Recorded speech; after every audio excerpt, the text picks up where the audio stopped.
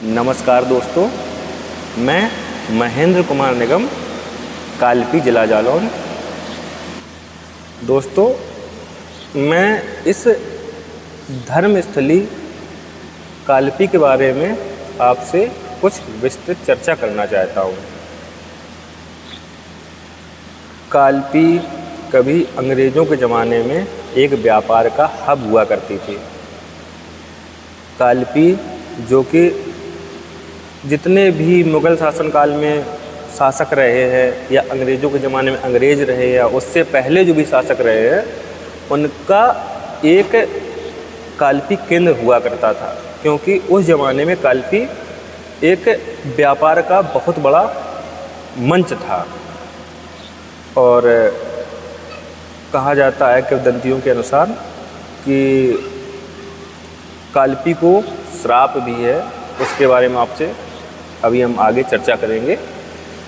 और कालपी के किनारे यमुना जी अपना सौंदर्य को दर्शाते हुए कलकल की आवाज़ में निकलते हुए जा रहे हैं। मतलब ये एक सुंदर अद्भुत नज़ारा है। कालपी जो है बुंदेलखंड का प्रवेश द्वार भी कहा जाता है। कहा जाता है कि जब अंग्रेज़ 1857 की बात है, अंग्रेज़ झांसी के किले में आक्रमण करके झांसी को खाली करवा देना चाहते थे। जो झांसी का शासन था वो अपने हाथ में ले लेना चाहते थे। तो झांसी की जो रानी थी, उनका जो घोड़ा था वहाँ से कूदा और सुरंग के बारे में भी आपसे विस्तृत चर्चा करेंगे। अभी सुरंग के द्वारा बताया जाता है कि कालपी आई। कहा जाता है रानी बढ़ी कालपी आई, कर 100 मील निरंतर पार। मतलब 100 मील की दूरी रानी ने तय करी झांसी से कालपी तक की कि हम कालपी में जो राजा हुआ करते थे उस समय, उनसे हम सहायता मांगेंगे और अंग्रेज़ों के खिलाफ युद्ध का बिगुल बजाएंगे। तो यहाँ पे एक कृष्ण बिहारी घाट नाम से एक घाट भी पाया जाता है। सौंदर्य बढ़िया, वहाँ पे श्रीकृष्ण भगवान का मंदिर है। अद्भुत नज़ारा लगता है। वहीं पे आके रानी ने विश्राम किया विश्राम कक्ष में, और घोड़े को यमुना जी में पानी पिलाने के लिए नीचे भेज दिया। घोड़ा इतना थक चुका था कि जैसे ही किला घाट के नीचे पानी पीने के लिए पहुँचा तो यहाँ पे घोड़ा ने अपना जाके थकावट के कारण दम तोड़ दी। और यहाँ पे किला घाट के पास ही रानी को आकर अंग्रेज़ों ने घेर लिया। तो जो रानी के साथ 18 सैनिक होते थे, उन्होंने आके यहाँ पे युद्ध में 18 सैनिक यहाँ वीरगति को प्राप्त हुए। 18 सैनिकों की जो स्मारक है आज भी पातालेश्वर मंदिर के निकट किला घाट के समीप आज भी समाधि बनी हुई है।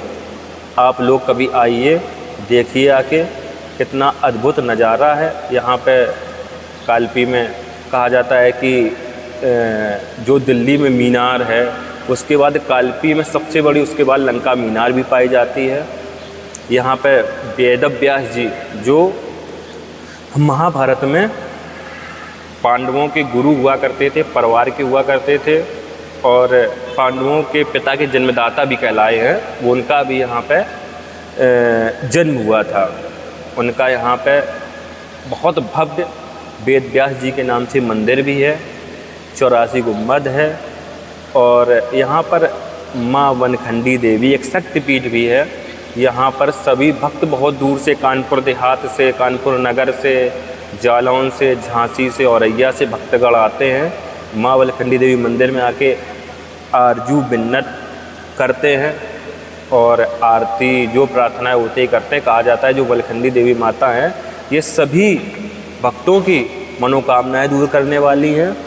और जो कालपी का बुंदेलखंड कालपी से स्टार्ट होता है, यहाँ पर पूर्व चेयरमैन के द्वारा महारानी लक्ष्मीबाई की एक प्रतिमा की भी स्थापना करी है। अब दोबारा जब आगे हम एक ब्लॉग बनाएंगे तो उसके बारे में आपको हम वीडियो के माध्यम से वो अवगत कराएंगे।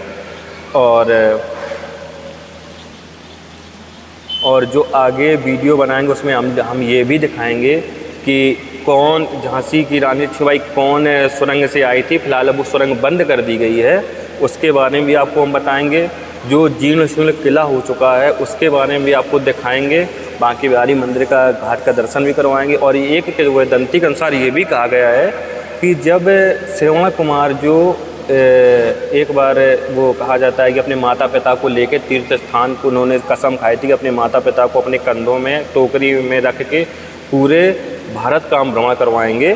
तो उन्होंने कसम अपने पता चला कि कानपुर देहात से जब कालपी साइड जब कहीं से भी अपने आ रहे होंगे तो कालपी जब पहुँचे तो इनका एक मानसिक जो दिमाग था कालपी में घुसते ही वो बदल गया कि अरे माता पिता कौन होते हैं, हम तो अपने बीवी बच्चों को जितना समय दें तो वो बीवी बच्चे हमको समय देंगे, माता पिता कौन होते हैं, 2 4 5 साल जिएंगे मर जाएंगे, हम क्यों अपनी ज़िंदगी बर्बाद कर रहे हैं उनके चक्कर में।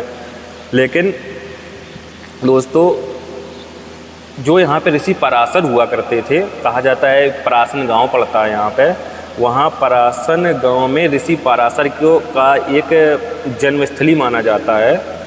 जो बुंदेलखंड है ये वीरों से और हमारे ऋषि मुनियों से भरी पड़ी हुई है। और जो जन्म स्थान माना उन्होंने आके पूछा श्रवण कुमार जी से कि भैया ये क्या है, आप तो कसम खाई थी आपने कि हम अपने माता पिता को पूरा दर्शन भारत का करवाएंगे, तो यहाँ आके आपने ये क्या किया, मतलब यहाँ बीच में क्यों छोड़ दिए हो। तो उन्होंने पराशर ऋषि से कहा कि नहीं, अब हमको अब ये सब नहीं करना, अपने माता पिता को जितना समय दे उतने अपने बाल बच्चों बीवी को समय देंगे तो वो हमारे लिए बहुत अच्छा होगा, हमारे बाल बच्चे हमको समय देंगे। बोले ठीक है, पराशर ऋषि बोले ठीक है, एक काम हमारे थोड़ा कैसे कर दो कि कालपी का जो जमुना पुल पार कर पड़ता है, इस पुल को पार करके आप थोड़ा अपने माता पिता को अपना थोड़ा वहाँ कर दो, तो ये अपने कालपी से अपने उस तरफ जाएंगे तो कोई इनको अपना अगर संरक्षण में लेगा तो ले लेगा, नहीं ले लेगा तो अपने घर चले जाना। तो